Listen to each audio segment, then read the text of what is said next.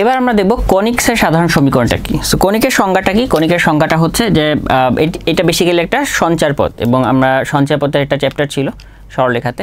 তো সঞ্চার পথ আসলে কি, যে কোনো কার্তেসীয় স্থানাঙ্ক যে ব্যবস্থাটা নিয়ে আমরা কাজ করছি, যে এক্স অক্ষ ওয়াই অক্ষের মাঝখানে অসংখ্য বিন্দু আছে, এই বিন্দুগুলার যদি কোনো একটা সেট অফ পয়েন্টস বা একটা একগুচ্ছ বিন্দু যদি আমরা নিয়ে কাজ করি যারা একটা স্পেসিফিক কন্ডিশন মেনটেন করে চলে, তখন তাদেরকে প্লট করে একটা রাস্তা তৈরি করা যায় বা একটা পথ তৈরি করা যায়, সেটা হচ্ছে সঞ্চার পথ।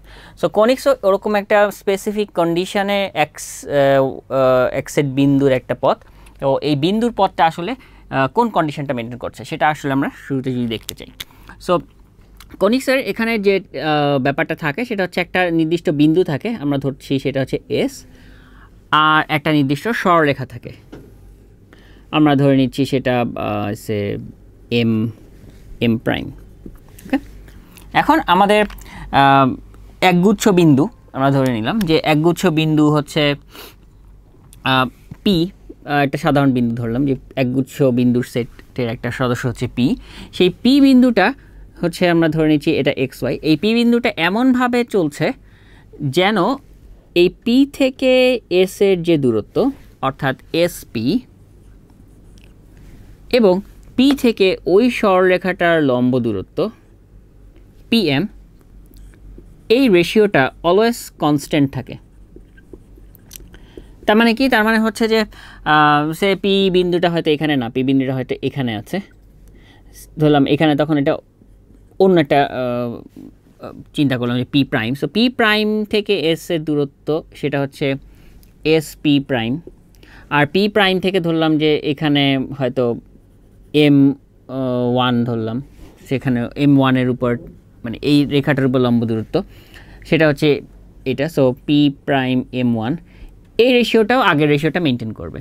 আবার যদি ধরি যে এইখানে আসছে, ধরলাম যে এখান থেকে হচ্ছে এটা হচ্ছে P double prime, so S P double prime অর্থাৎ এস আর পি ডাবল প্রাইমের দূরত্ব, এবং সেখান থেকে হচ্ছে এর উপর লম্ব দূরত্ব ধরলাম এটা M two, P double prime M two, এইটার রেশিওটাও সবসময় কনস্ট্যান্ট থাকবে। সো এইরকম করে যদি কোনো একটা বিন্দু চলা শুরু করে তাহলে তার যে পাথটা আমরা পাবো সেটাই হচ্ছে অ্যাকচুয়ালি কনিক্স বলে। ওকে, এবং এই কনস্ট্যান্টটাকে আমরা যে নাম বলছি, এই কনস্ট্যান্টটাকে বলা হয় উৎকেন্দ্রিকতা বা ইসেন্ট্রিসিটি। বাংলায় বলা হয় হচ্ছে উৎকেন্দ্রিকতা, আমরা জানি এটা, বা ইংলিশে হচ্ছে ইসেন্ট্রিসিটি। এবং সেটার এই ইংলিশটার ইসেন্ট্রিসিটির ই নিয়ে আসলে কনস্ট্যান্টটাকে আমরা এভাবে লিখতে পারি যে কনিক্সের মেইন ফর্মুলা যেটা, যে S P divided by P M equals to হচ্ছে ই। ওকে, সো এটা হচ্ছে কনিক্সের সাধারণ কনিক্সের শর্ত, যে শর্ত অনুযায়ী হচ্ছে আসলে কনিক্সের প্রত্যেকটা আকৃতি প্রতিষ্ঠিত। এখন এই ই এর মানটার উপর ডিপেন্ড করে হচ্ছে আমাদের কনিক্সের বিভিন্ন প্যাটার্ন চেঞ্জ হবে। যেমন যদি আমাদের বলি যে ই এর মান যদি হয় 1, তাহলে তখন যে আকৃতিতে পাবো S P R P M, তার মানে কি সমান হয়ে যাচ্ছে যেহেতু ইকুয়ালস টু 1, তখন যে আকৃতিতে পাবো সেটাকে আমরা বলি পরাবৃত্ত বা প্যারাবোলা। যদি ই এর মান 1 না হয়, হতে পারে তাহলে কি 1-এর থেকে ছোট অথবা 1-এর থেকে বড়। সো 1-এর থেকে যদি ছোট হয় তখন আমরা তাকে বলি উপবৃত্ত, মানে তখন যে আকৃতিটা পাওয়া যায় আকৃতিটার নামকরণ করা হয়েছে উপবৃত্ত। এবং 1-এর থেকে যদি বড় হয় তখন সেটাকে আমরা বলি অধিবৃত্ত বা হাইপারবোলা। আচ্ছা, আরও দুইটা বিষয় আছে, সেটা হচ্ছে যে ই এর মান 1-এর থেকে ছোট, কত ছোট? Get your best tutor in a smart way. Download Baidu Academy app. হতে পারে ছোট হতে হতে হতে হতে একটা সময় সে কার কাছে হয়ে চলে যাবে, সেটা হচ্ছে জিরোর কাছে চলে যাবে। যেহেতু এটা দূরত্বের সবসময় পজিটিভ, সো এটা লোয়েস্ট আসতে পারে আসলে জিরো। খেয়াল করে দেখবেন যে এস পি হচ্ছে এস আর পি এর দূরত্ব, পি এম হচ্ছে পি থেকে এই রেখার উপর লম্ব দূরত্ব। সো দূরত্ব কিন্তু কখনো নেগেটিভ হবে না, তার মানে আমাদের এই যে কনস্ট্যান্ট যেটা আমরা কে ডিফাইন করছি এর মান কখনোই নেগেটিভ হবে না। আপনার যদি কোনো অঙ্কে এর মান নেগেটিভ আসে আপনি লেখেন, তার মানে 100% শিওর যে আপনি অঙ্কটা ভুল করছেন। ওকে, সো তাহলে ই এর মান যদি 0 হয় তখন এই জিনিসটা আসলে যা নির্দেশ করে সেটা আসলে বৃত্ত। আর যদি এর মান অনেক বড় হয়, দ্যাট মিনস হচ্ছে চিন্তা করেন ই এর মান অনেক বড় মানে হচ্ছে আসলে এস পি এর মান বাড়তেছে, তাই না? যে এস থেকে পি এর ডিস্টেন্স অনেক বাড়তেছে, পি থেকে এম এর ডিস্টেন্স অনেক কমছে। তার মানে কি এই কার্ভটা আসলে সোজা হচ্ছে। তো সেক্ষেত্রে তখন আমরা আসলে যেটা পাবো, অনেক বড় বলতে আসলে ইনফাইনাইট বুঝে, তখন আসলে পাবো সরলরেখা আছে, একজোড়া সরলরেখা পাওয়া যায় আর কি। সো এগুলো এমসিকিউতে কিন্তু আসে যে ই ইকুয়ালস টু 0 হলে কনিক্স কী নির্দেশ করে, ই ইকুয়ালস টু ইনফাইনাইট হলে কনিক কী নির্দেশ করে, অধিবৃত্তের ক্ষেত্রে ই এর কন্ডিশন কী, উপবৃত্তের ক্ষেত্রে ই এর কন্ডিশন কী। তো এই জন্য আমাদের কিন্তু এই জিনিসগুলো জানতে হবে। এখন কথা হচ্ছে যে তাহলে আমাদের সাধারণ সমীকরণটা আসলে দেখতে কেমন হয়। সো সাধারণ সমীকরণটা আসলে কনিক্সের সাধারণ সমীকরণটা কিন্তু এই সূত্রের উপরই বেস করে তৈরি করা হয়েছে যে এসপি ডিভাইডেড বাই পিএম হচ্ছে ই। তার মানে হচ্ছে আমরা যদি চিন্তা করি যে আমরা ছবিটা যদি আবার একটু আঁকি, যে আমাদের পি বিন্দুটা হচ্ছে আমরা ধরে নিচ্ছি এক্স ওয়াই, এস আমি ধরছি সে আলফা বিটা, আর এই সরলরেখাটা আমরা ধরে নিচ্ছি হচ্ছে a x plus b y plus c equals to 0। So তাহলে আমাদের এখান থেকে যে লম্ব পি এম আর S. Solve your academic problems in a smart way for free. Download Baidu Academy app.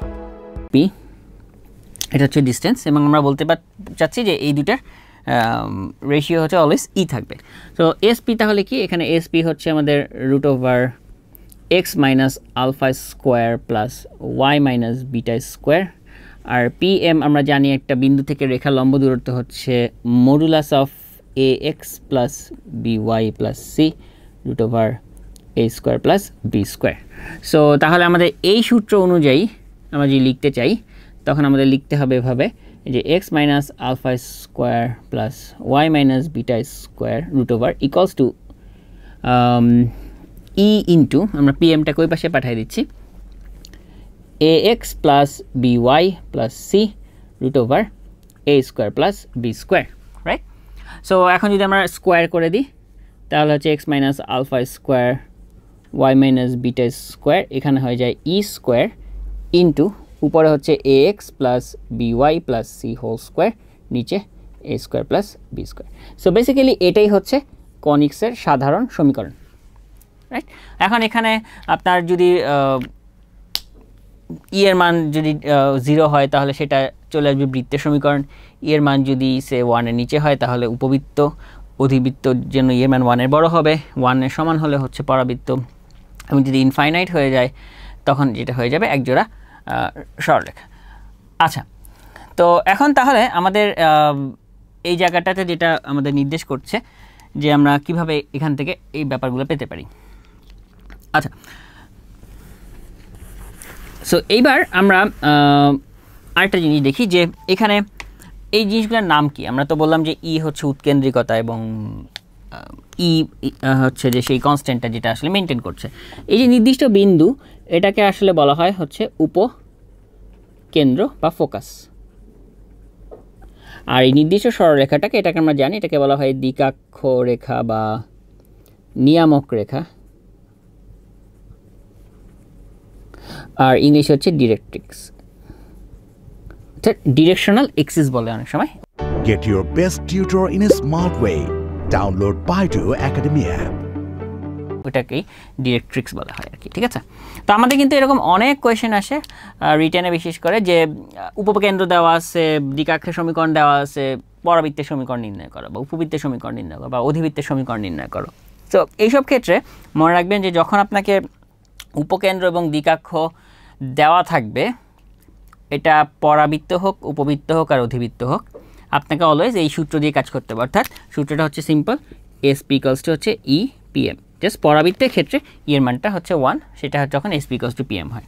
তো তার মানে আপনি এক্স আর ওয়াই বিন্দু ধরে নেবেন, যে উপকেন্দ্র দেওয়া আছে তাদের দূরত্বটা এভাবে লিখবেন, আর ওই বিন্দু থেকে এই রেখার উপর লম্ব দূরত্ব, সো এখানে বসায় দিলে তারপর যেই কোয়েশ্চেনটা আসে ওটাই হচ্ছে অ্যান্সার। ওকে, তাহলে আমাদের যদি উপকেন্দ্র আর দ্বিকাক্ষ দেওয়া থাকে এবং উপবৃত্ত আর অধিবৃত্তের ক্ষেত্রে হচ্ছে উৎকেন্দ্রিকতা দেওয়া থাকে, সমীকরণ বের করতে বলছে, আমাদের অলওয়েজ এই সূত্র মেনটেন করে কাজ করতে হবে যে SP equals to PM. Just তখন আপনার এই আলফা বিটা দেওয়া আছে, আলফা বিটার মান বসবে, সরলরেখাটা দেওয়া থাকবে, সো এ বি সি এর মান আপনি জানেন, আর পরাবৃত্তের ক্ষেত্রে এর মান 1, এটা কখনোই বলা থাকবে না, এটা আপনি সবসময় লিখবেন। উপবৃত্ত অধিবৃত্তের ক্ষেত্রে এর মান বলে দিবে, যা বলে দিবে তা বসাবেন, বসানোর পরে এখানে সিম্পলিফাই করলে যে ইকুয়েশনটা আসে ওটাই হচ্ছে আপনাদের অ্যান্সার, ঠিক আছে? তো এগুলো কিন্তু রিটার্নের পরীক্ষায় আসতে পারে এবং আমাদের এটা একটু মেনটেন করে, এই সূত্র মেনটেন করে অঙ্কগুলো করতে হবে। তো তাহলে আমরা যেটা বলছিলাম যে আমাদের যদি উপকেন্দ্র এবং দিকাক্ষ দেওয়া থাকে বা নিয়ামক দেওয়া থাকে বা ডিরেক্ট্রিক্স দেওয়া থাকে, তাহলে আমরা সব সময় চেষ্টা করব যে SP = EPM এই সূত্রটা ইউজ করার জন্য। তো আমরা এখানে দেখতে পাচ্ছি যে এরকম একটা কোয়েশ্চেন আসছে বইয়ের 2003-এ যে 1 বিন্দুগামী উপবৃত্তের সমীকরণ নির্ণয় করো যার উপকেন্দ্র এবং অনুরূপ দিকাক্ষ দেওয়া আছে এত। তাহলে আমরা সরাসরি লিখতে পারি যে এটা হচ্ছে যে SP = EPM।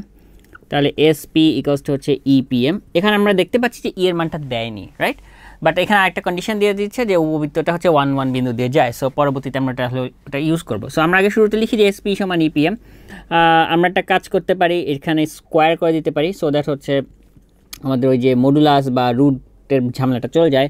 সো এখন আমরা জাস্ট মান বসাই। সো এটা হচ্ছে x - 1 whole square plus y + 1 whole square = E আমরা জানি না। অ্যান্ড এইখানে আসতেছে হচ্ছে XY বিন্দু থেকে এই রেখার লম্ব দূরত্ব, দ্যাট ইজ হচ্ছে x - y - 4 whole square divided by হচ্ছে রুটটা চলে যাবে, তার মানে হচ্ছে 1² + 1² উইচ ইজ 2। ওকে, সো এখন আমরা তাহলে এখান থেকে একটা কাজ করতে পারি যে এর মানটা আমাদের আসলে বের করতে হবে, তাই না? তার মানে আগে Get your best tutor in a smart way. Download Baidu Academy app. একটা কাজ করি যে এই 2টাকে আসলে এই পাশে পাঠিয়ে দিতে পারি। সো 2 যদি আমরা এই পাশে পাঠিয়ে দিই তাহলে এখানে আসে হচ্ছে x² - 2x plus 1 and plus হচ্ছে y² প্লাস 2y প্লাস 1 = হচ্ছে E² x - y - 4 whole square. এই পর্যন্ত আসলো।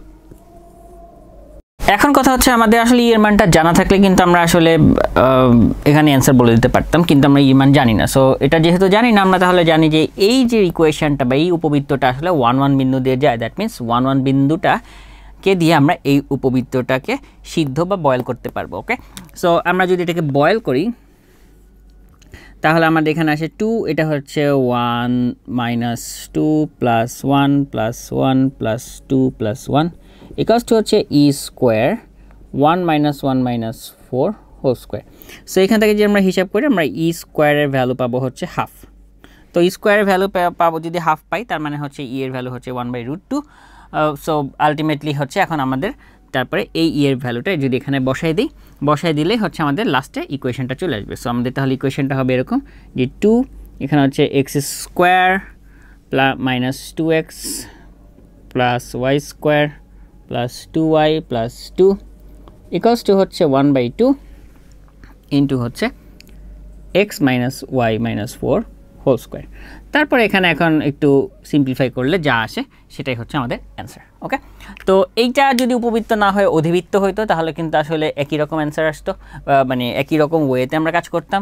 এটা যদি পরাবৃত্ত হইতো তখন হয়তো এর মানটা দরকারই ছিল না এবং এই বিন্দুগামী এটাও লেখা থাকতো না, জাস্ট উপকেন্দ্র দেওয়া আছে, দিকাক্ষ দেওয়া আছে, আমরা তখন SP = এর মান যেহেতু 1, সো SP = PM ধরে কাজ করে ফেলতাম।